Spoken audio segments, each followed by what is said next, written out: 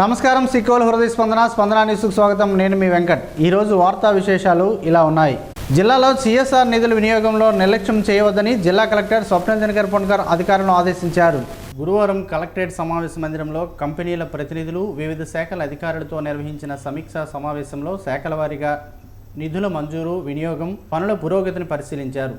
ప్రభుత్వ పాఠశాలల అభివృద్ధి, ఆసుపత్రుల్లో వైద్య సదుపాయాలు, తాగునీరు, పారిశుద్ధ్యం, మొక్కల పెంపకం, చెరువుల అభివృద్ధి, నైపుణ్యాభివృద్ధి కార్యక్రమాలపై చర్చించారు. మున్సిపాలిటీ పరిధిలో పెండింగ్లో ఉన్న శానిటేషన్ పనులను త్వరితగతిన పూర్తి చేయాలని, నిధులను సకాలంలో వినియోగించి ప్రజలకు మెరుగైన సౌకర్యాలు కల్పించాలని కలెక్టర్ సూచించారు. పర్యావరణ పరిరక్షణ, ఘనద్రవ వ్యర్థాల నిర్వహణ, వర్షపు నీటి సంరక్షణ, విద్య, ఆరోగ్యం, జీవనోపాధి రంగాలపై ప్రత్యేక దృష్టి సారించాలని తెలిపారు. ఈ సమావేశంలో అదనపు SP KV Ramana, CCO Prasannalakshmi, industries GM Sridhar, మత్స్యశాఖ JD Sumalatha, SUDA EE Sugunakar, వికలాంగుల సంక్షేమ శాఖ ఎండి బి దేవరాజు, బ్యాంకులు, కంపెనీల ప్రతినిధులు పాల్గొన్నారు. విశాఖ సముద్రంలో జరిగిన బోటు ప్రమాద ఘటనపై రాష్ట్ర వ్యవసాయ మత్స్యశాఖ మంత్రి కింజరాపు అచ్చెన్నాయుడు అధికారులతో ఫోన్లో మాట్లాడి వివరాలు తెలుసుకున్నారు. జిల్లా కలెక్టర్ మత్స్యశాఖ అధికారులతో మాట్లాడిన మంత్రి గాయపడిన మత్స్యకారులను వెంటనే కేజీహెచ్ ఆసుపత్రికి తరలించి చికిత్స అందించి అనంతరం వారి నివాసాలకు పంపించినట్లు అధికారులు తెలిపారు.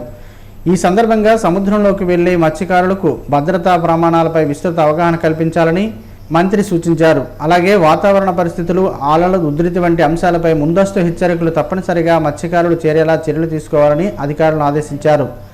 లైఫ్ జాకెట్లు సహా అన్ని భద్రతా పరికరాల వినియోగంపై ప్రత్యేక దృష్టి పెట్టాలని మంత్రి అచ్చెన్నాయుడు మత్స్యశాఖ అధికారులకు సూచించారు. ఆమ్దాలవలస నియోజకవర్గంలోని 3 పురాతన దేవాలయాలకు ధూపదీప నైవేద్య నిర్వహణ కోసం ప్రతి నెల 10,000 రూపాయల చొప్పున ప్రభుత్వ నిధులు మంజూరు చేసినట్లు ఎమ్మెల్యే కూన రవికుమార్ తెలిపారు.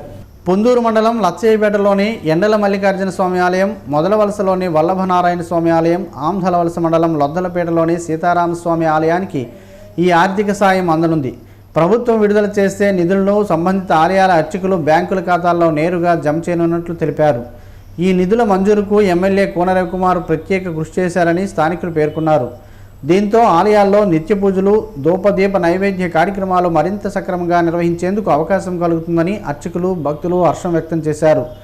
ఈ సందర్భంగా ఎమ్మెల్యే కూన రవికుమార్ మాట్లాడుతూ, కూటమి ప్రభుత్వం దేవాలయాల అభివృద్ధి, అర్చకుల సంక్షేమం, సనాతన ధర్మ పరిరక్షణకు ప్రాధాన్యమిస్తుందని, భవిష్యత్తులో అర్హత కలిగిన మరిన్ని దేవాలయాలు కూడా ప్రభుత్వ సహకారం అందేలా కృషి కొనసాగిస్తామని తెలిపారు. జిల్లా కోర్టు భవనంలో బుధవారం జిల్లా ప్రధాన న్యాయమూర్తి జునైద్ అహ్మద్ మౌలానా అధ్యక్షతన అండర్ ట్రయల్ రివ్యూ కమిటీ సమావేశం జరిగింది. విచారణ దశలో ఉన్న ఖైదీల కేసుల పురోగతిని సమీక్షించి పెండింగ్ కేసుల త్వరిత పరిష్కారానికి చర్యలు చేపట్టాలని ఆయన అధికారులను ఆదేశించారు. 2 సంవత్సరాలకు పైగా పెండింగ్లో ఉన్న కేసులను ప్రాధాన్య క్రమంలో విచారించాలని, అండర్ ట్రయల్ ఖైదీలకు జిల్లా న్యాయ సేవాధికార సంస్థ డిఎల్ఎస్ఏ ద్వారా ఉచిత న్యాయ సహాయం అందించాలని సూచించారు. కేసుల విచారణలో జాప్యం నివారించేందుకు సాక్షులను సకాలంలో కోర్టుకు హాజరుపరిచేలా పోలీస్ శాఖ చర్యలు తీసుకోవాలని, చిన్న నేరాలకు సంబంధించి ఎక్కువ కాలం జైలులో ఉన్నవారి బెయిల్ దరఖాస్తులను సానుభూతితో పరిశీలించాలని పేర్కొన్నారు.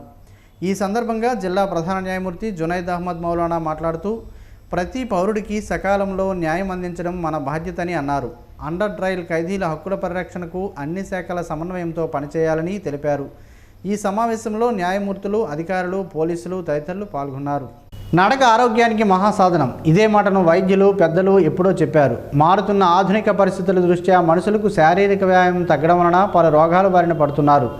ఆరోగ్యానికి నడక అవసరమని తెలిపే ప్రత్యేక కథనం ఈరోజు స్పందన న్యూస్లో. ఈ సృష్టిలో జీవిస్తున్న ప్రతి ప్రాణికి శారీరక వ్యాయామం తప్పనిసరి అని ప్రకృతి నియమం చెబుతుంది.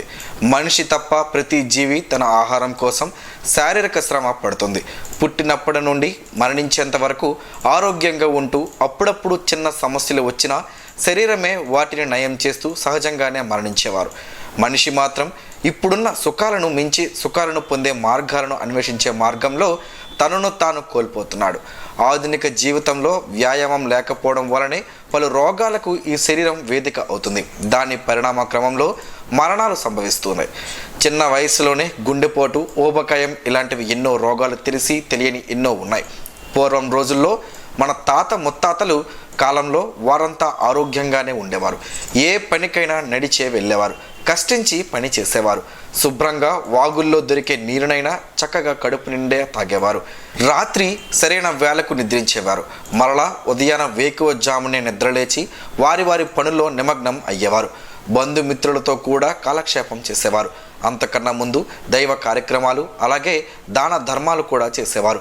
ఇప్పుడు అవన్నీ ఉన్నాయో లేవో మనకు మనం ప్రశ్నించుకోవాల్సిందే. రోజులో సహజంగా జరిగే నడకను ఇప్పుడు వాకింగ్ ఆంగ్ల భాషలో అంటూ ఉదయాన సాయంత్రం పూటల్లో కొందరు చేస్తున్నారు. ఇది మంచి పరిణామం అయినప్పటికీ అందరూ నడక గొప్పతనాన్ని గుర్తించాలి. ప్రతి ఒక్కరూ నడకను ఎంచుకొని ఆరోగ్యాన్ని పొందాలి. ఆరోగ్య ఆంధ్రప్రదేశ్ దిశగా ప్రతి ఒక్కరూ కృషి చేయాల్సిన అవసరం ఉంది. ముఖ్యంగా ప్రభుత్వాలు ఎన్ని చేసినా ప్రజల నుంచి స్పందన రావాలి. అందులో భాగంగా ప్రజాప్రతినిధులు, స్వచ్ఛంద సంస్థలు కూడా నడక ప్రాముఖ్యతను వివరించడంతో పాటు నడక పోటీలను నిర్వహించడం, వారికి బహుమతులు ప్రదానం చేయడం, వీటికి నిధుల కోసం ప్రభుత్వాన్ని కోరడం వంటి పనులు చేయవచ్చు. మరీ ముఖ్యంగా అనారోగ్యం బారిన పడిన వారికి మందుల రూపంలో ప్రభుత్వాలు వ్యక్తిగతంగా ఎంతో ఖర్చు చేస్తున్నాం. అలాంటి ఖర్చులను నివారించేందుకు ముందుగా ఆరోగ్యాన్ని కాపాడుకోవడంతో నిధులు కొంతమేర తగ్గుతాయి. ఇలాంటి నిర్ణయాన్ని ఆంధ్రప్రదేశ్ ప్రభుత్వం ఇటీవల తీసుకున్నట్లు సంబంధిత శాఖ అధికారులు వెల్లడించారు. వాకింగ్ ట్రాక్లను ఏర్పాటు చేయనున్నట్లు చెప్పారు. వీటి వలన పౌరులకు ఆరోగ్యం ప్రాప్తిస్తుంది, అనారోగ్య సమస్యలు రావని, ఏటా మందుల కోసం ₹1,00,00,000 ప్రభుత్వం ఖర్చు చేస్తుందని గణాంకాల ద్వారా తెలుస్తుంది. అయితే మానవులు ఆరోగ్యానికి ప్రత్యేక శ్రద్ధ వహించి ముందస్తు చర్యలకు ఉపక్రమించాలి. మన ఆరోగ్యం కోసం పరితపిస్తున్నట్లే భూమి ఆరోగ్యానికి కూడా కృషి చేయాల్సిన అవసరం అందరిపైన ఉంది. పాలిథిన్, సింగిల్ యూజ్ ప్లాస్టిక్ను వాడకుండా ఎవరికి వారే నిషేధించుకోవడంతో పాటు మొక్కలను విరివిగా పెంచుతూ వాటిని సంరక్షించుకోవడం చేస్తే మరో 5 ఏళ్లలో అద్భుతమైన ఆంధ్రప్రదేశ్గా మనం చూడవచ్చు. కూటమి పార్టీ అధికారంలోకి వచ్చినప్పటి నుంచి రాజకీయ కక్షాదింపు చర్యలకు పాల్పడుతున్నాయని వైకాపా నాయకులు సింహ రాజశేఖర్, మండవల్లి రవి, ఎంపీపీ గొండు రఘురాం, చిట్టి జనార్దన్లు ఆరోపించారు. గురువారం నగరంలోని ఓ ప్రైవేట్ ఫంక్షన్ హాల్లో ఏర్పాటు చేసిన మీడియా సమావేశంలో వారు మాట్లాడారు. మాజీ మంత్రి సీదిరి అప్పలరాజును రాజకీయంగా ఎదుర్కోలేక ఆయన కుటుంబ సభ్యులను లక్ష్యంగా చేసుకుని తప్పుడు కేసులను బనాయిస్తున్నారని ఆరోపించారు. ముందుగా రోడ్డు ప్రమాదంగా నమోదైన కేసును తరువాత హత్య కేసుగా మార్చడం వెనుక రాజకీయ ఒత్తిళ్లు ఉన్నాయని ఆరోపించారు. భారత న్యాయ సంహిత సెక్షన్ 304A కింద నమోదైన కేసును హత్య కేసుగా మార్చడం వెనుక చట్టం దుర్వినియోగం స్పష్టంగా కనిపిస్తుందని అన్నారు. ఎఫ్ఐఆర్లో మార్పులు చేసి రాజకీయ దురుద్దేశంతో వ్యవహరించడం ప్రజాస్వామ్యానికి విరుద్ధమని మండిపడ్డారు. ఈ కేసులు న్యాయస్థానం ముందు నిలవని వాస్తవాలు వెలుగులోకి వస్తాయని అన్నారు. అధికారాన్ని అడ్డుపెట్టుకుని ప్రతిపక్ష నాయకులను వేధించడం మానుకోవాలని హితవు పలికారు. మాజీ మంత్రి సీదిరిపై నమోదు చేసిన కేసును వెంటనే ఉపసంహరించుకోవాలని వారంతా డిమాండ్ చేశారు. ఇటీవల హార్ట్ సర్జరీ చేయించుకున్న దుప్పల వెంకటరావు ఆరోగ్య పరిస్థితిని తెలుసుకున్న యువనేత ధర్మాన రామ్మనోహర్ నాయుడు గురువారం వారి కుటుంబ సభ్యులను పరామర్శించారు. వెంకటరావు ఆరోగ్య పరిస్థితిపై ఆరా తీసిన ఆయన త్వరగా కోలుకోవాలని ఆకాంక్షిస్తూ కుటుంబ సభ్యులకు ధైర్యం చెప్పారు. ఇచ్చాపురం నియోజకవర్గంలోని సోంపేట ప్రభుత్వ హైస్కూల్ విద్యార్థులు మధ్యాహ్న భోజనం అనంతరం స్వల్ప అస్వస్థతకు గురైన ఘటనపై శ్రీకాకుళం ఇన్ఛార్జి మంత్రి కొండపల్లి శ్రీనివాస్ విద్యాశాఖ అధికారుల నుంచి వివరాలు తెలుసుకున్నారు. డిఈఓ ఏ రవిబాబు, ఎంఈఓ ఎస్ జోరాలతో ఫోన్లో మాట్లాడిన మంత్రి భోజనంలో నూనె శాతం ఎక్కువగా ఉండటంతో కొందరు విద్యార్థులు అస్వస్థతకు గురయ్యారని, ప్రస్తుతం విద్యార్థులంతా క్షేమంగా ఉన్నట్లు అధికారులు తెలిపారు. ఆసుపత్రికి తరలించిన 4 విద్యార్థులను ఆరోగ్యం మెరుగుపడటంతో తల్లిదండ్రులతో కలిసి ఇంటికి పంపినట్లు వివరించారు. విద్యార్థుల తల్లిదండ్రులకు సరైన సమాచారం ఇవ్వడంలో నిర్లక్ష్యం వహించిన పాఠశాల ప్రధానోపాధ్యాయుని సస్పెండ్ చేసినట్లు అధికారులు మంత్రికి తెలిపారు. ఈ సందర్భంగా మంత్రి కొండపల్లి శ్రీనివాస్ మాట్లాడుతూ విద్యార్థులకు నాణ్యమైన మధ్యాహ్న భోజనం అందేలా చర్యలు తీసుకోవాలని, ఎంఈఓ తరచూ పాఠశాలను ఆకస్మికంగా తనిఖీ చేసి డొక్కా సీతమ్మ మధ్యాహ్న భోజన పథకం అమలును పర్యవేక్షించాలని ఆదేశించారు.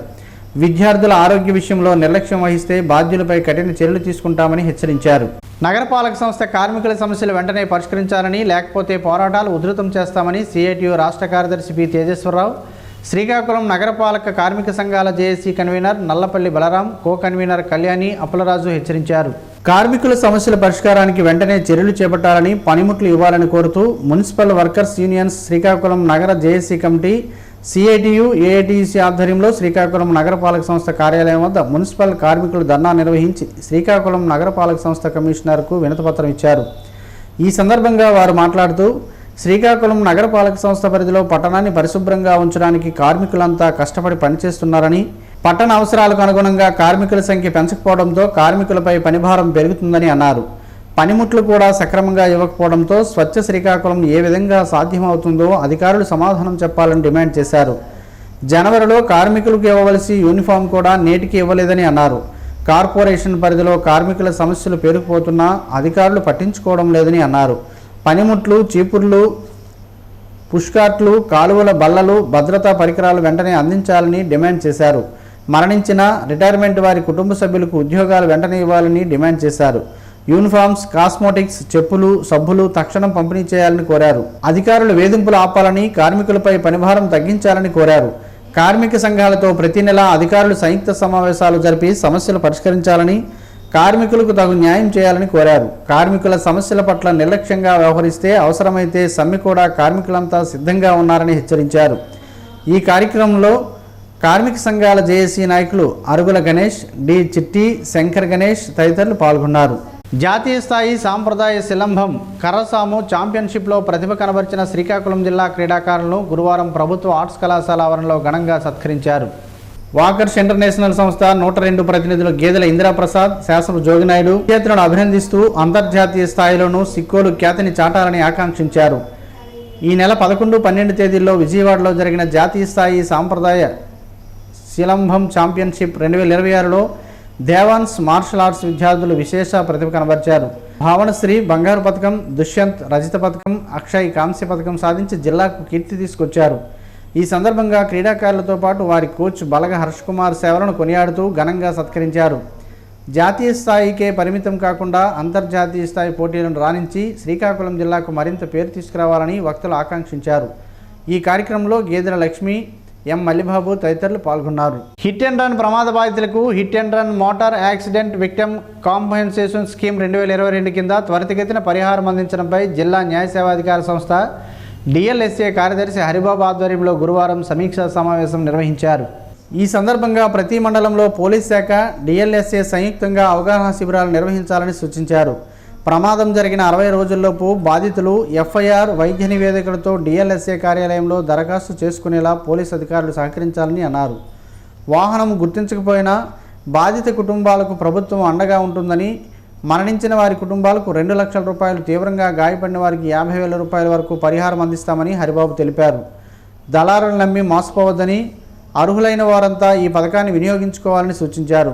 ఈ సమావేశంలో special deputy collector B Padmavathi, RDO K Sai Prathyusha, DCRB sub inspector P Srinivasarao, Rasheed Ahmed, S Ramaiah, B Prakashrao తదితరులు పాల్గొన్నారు. జిల్లా పరిషత్ సమావేశ మందిరంలో ఆంధ్రప్రదేశ్ పంచాయతీరాజ్ మినిస్టేరియల్ ఉద్యోగుల సంఘం జిల్లా పరిషత్ శాఖ ఎన్నికలు బుధవారం ఎన్నికల అధికారి వై వనజాక్షి ఆధ్వర్యంలో జరిగాయి. ఈ ఎన్నికల్లో పి నాగేశ్వరరావు అధ్యక్షుడిగా, పి జోస్న ఉపాధ్యక్షురాలుగా, వై మాధవరావు అసోసియేట్ అధ్యక్షుడిగా, డి సుందర్రావు కార్యదర్శిగా, జె వెంకటరావు సంయుక్త కార్యదర్శిగా, వి మీనాకుమారి ఆర్గనైజింగ్ కార్యదర్శిగా, పి సంధ్యారాణి ట్రెజరర్గా ఏకగ్రీవంగా ఎన్నికయ్యారు. అలాగే జిల్లా కౌన్సిలర్లుగా S Ramana, B Swarnalatha, M Shanti, G Ravikumar ఎన్నికయ్యారు. ఈ కార్యక్రమానికి సంఘం రాష్ట్ర అధ్యక్షుడు కిల్లారి నారాయణరావు, కె మురళీకృష్ణ పట్నాయక్ ప్రత్యేక ఆహ్వానితులుగా హాజరు కాగా జిల్లా పరిషత్ సిబ్బంది పాల్గొన్నారు.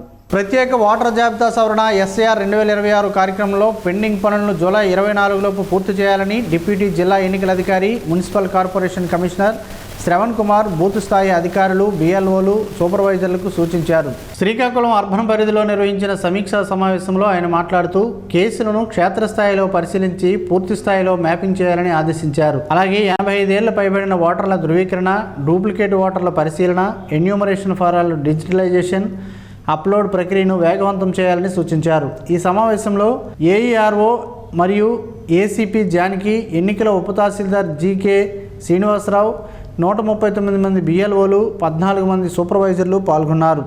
రాజాం మండల తహసీల్దార్ కార్యాలయంలో చేతిని కోల్పోయిన దివ్యాంగులకు ఉచితంగా అత్యాధునిక కృత్రిమ చేతులు అమర్చే కార్యక్రమంపై గురువారం అవగాహన పోస్టర్ను ఆవిష్కరించారు.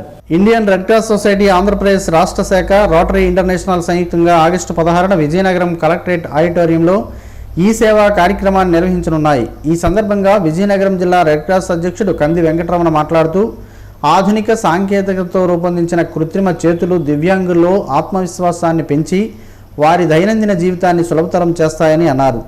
రాజాం రెడ్ క్రాస్ శాఖ అధ్యక్షుడు కొత్త సాయి ప్రశాంత్ కుమార్ మాట్లాడుతూ మోచేతి దిగువన కనీసం 4 అంగుళాల భాగం ఉన్న చేతిని కోల్పోయిన అర్హులైన దివ్యాంగులు ఈ అవకాశాన్ని సద్వినియోగం చేసుకోవాలని సూచించారు.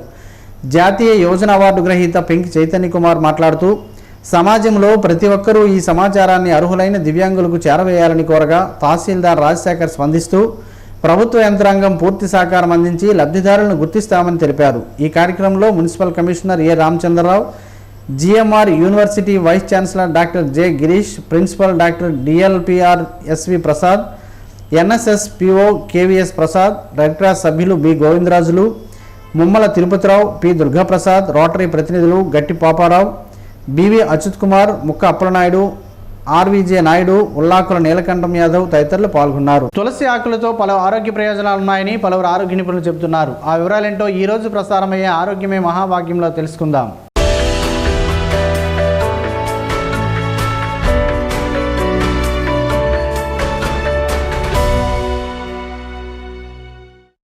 తులసి ఆయుర్వేదం అద్భుతమైన ఔషధ మొక్కగా పరిగణిస్తారు. తులసి అన్ని రోగాలను నయం చేయడానికి శతాబ్దాలుగా ఉపయోగపడుతుంది. జలుబు, తలనొప్పి, పొట్టకు సంబంధించిన వ్యాధులు, వాపులు, గుండె జబ్బులు, విషాహారాలు, మలేరియా వంటి చాలా రకాల రుగ్మతలను నయం చేయడానికి తులసిని వాడుతారు. రోజు తులసి ఆకులను తీసుకోవడం ద్వారా శరీరంలోనే విషం బయటకు వెళ్తుంది. దీంతో పాటు శరీర ఉష్ణోగ్రతను నియంత్రించడానికి కూడా తులసి పనిచేస్తుంది. తులసి ఆకులకు ఎన్నో ఔషధ గుణాలు ఉన్నాయి. ఈ ఆకులు నాడులకు టానిక్ లాగా జ్ఞాపక శక్తిని పెంపొందించేవిగా పనిచేస్తాయి. అయితే తులసి ఆకులను నమిలి తినకూడదని చాలామంది చెబుతుంటారు. తులసి ఆకులను నమిలి తినడం వల్ల దంతాలు పాడయ్యే అవకాశం ఉంటుంది. రోజు రాత్రి సమయంలో 4 నుంచి 5 తులసి ఆకులను కడిగి నీటితో పాటు నానబెట్టాలి. పరగడుపున ఈ ఆకులను నీటితో పాటు మింగితే మంచిది. ఆకులలో నీటిని మరిగించి టీలా తాగిన శరీరానికి ఎన్నో ఆరోగ్య ప్రయోజనాలు చేకూరుతాయి. పాదరసం, ఐరన్ తులసి ఆకులలో ఎక్కువగా ఉంటాయనే సంగతి తెలిసిందే. తులసి ఆకులను నమిలితే ఈ రెండు విడుదలయ్యే అవకాశాలు ఉంటాయి. తులసి ఆకుల వల్ల దంతాలు పాలయ్యే అవకాశం కూడా ఉన్న నేపథ్యంలో తులసి ఆకులను నమిలి తినకూడదు. తులసి ఆకులను నమిలి తింటే పంటిపై ఎనమలి పోర్ దెబ్బతినే అవకాశం ఉంటుంది. తులసి ఆకులను డైరెక్ట్గా మింగడంతో పాటు తులసి ఆకుల రసాన్ని నోటిపోతలకు నివారణగా వినియోగించడం మంచిది. తులసి ఆకులను ప్రతిరోజు తీసుకునే వాళ్ళు తప్పనిసరిగా తగిన జాగ్రత్తలు తీసుకుంటే మంచిది. అనేక ఆరోగ్య సమస్యలకు చెక్కు పెట్టడంలో తులసి ఉపయోగపడుతుందనే విషయం తెలిసిందే. దగ్గు, జలుబు, శ్వాస సంబంధిత సమస్యలకు చెక్కు పెట్టడంలో తులసి ఉపయోగపడుతుంది. చెవిపోటు బాధలకు నివారణగా తులసి ఉపయోగపడుతుంది. తులసి జీర్ణశక్తితో పాటు శరీర శక్తిని కూడా పెంచుతుంది. తులసి ఆకుల్ని పలు రకాల జ్వరాల్లో ఉపశమనానికి ఉపయోగించుకోవచ్చు. వర్షాకాలంలో మలేరియా, డెంగ్యూ జ్వరం వ్యాప్తి తీవ్రంగా ఉన్నప్పుడు లేత తులసి ఆకుల్ని నీళ్లలో వేసి మరిగించి తాగితే ఈ రకం జ్వరాల నుంచి మంచి ఉపశమనం ఉంటుంది. తులసి ఆకుల్ని నోట్లో పెట్టుకుని నమలటం వల్ల జలుబు, ఫ్లూ నుంచి ఉపశమనం పొందవచ్చు. తులసి ఆకులతో మరిగించిన నీళ్లను తాగితే గొంతులో గరగర నుంచి ఉపశమనం కూడా లభిస్తుందని ఆయుర్వేద నిపుణులు చెబుతున్నారు.